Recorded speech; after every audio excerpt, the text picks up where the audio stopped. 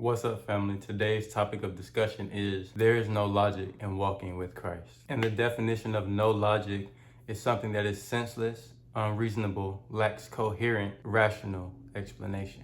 And the definition of logic is reasoning conducted or assessed by strict principles of validity. And why there's no logic in walking with Christ is because logic doesn't require faith. Logic requires something that can be validated, that can be justified. Anything that Christ does cannot be justified by the naked eye. And that is why God says in Proverbs 3, verse 5, to lean not on your own understanding, but in all your ways acknowledge him and he will guide your path. And just think about the stories that made no logical sense. The birth of Jesus, God telling Abraham to go sacrifice his son, Jesus feeding the 5,000 with 5 loaves of bread and 2 fish. And that's just a few of many stories and proving how nothing that we do in this walk with Christ will be logical. But in all these illogical situations, we are to give a logical explanation so that others can understand, as it states in 1 Peter chapter 3, verse 15. But in your hearts, set Christ apart as holy,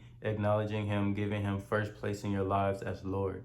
Always be ready to give a logical defense to anyone who asks you to account for the hope and confident assurance elicited by faith that is within you, yet do it with gentleness and respect. And just to give you something else that's not logical, but that came out of my own personal life and experience. In this year, I've seen 3 to 4 people get evicted. But because God's favor is upon my life, I wasn't one of them. And the reason why I say I wasn't one of them is because this whole year I was without paying rent and have yet to be evicted. So I can't give you any logical reason as to why I have not been evicted.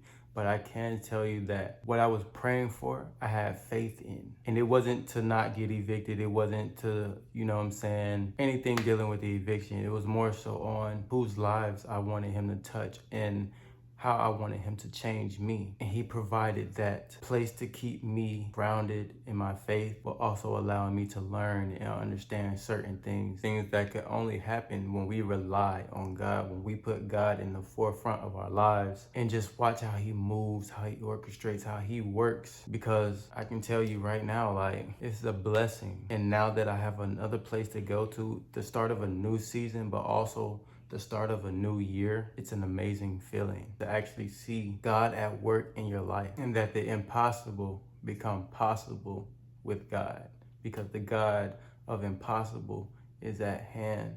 The God of impossible governs my life.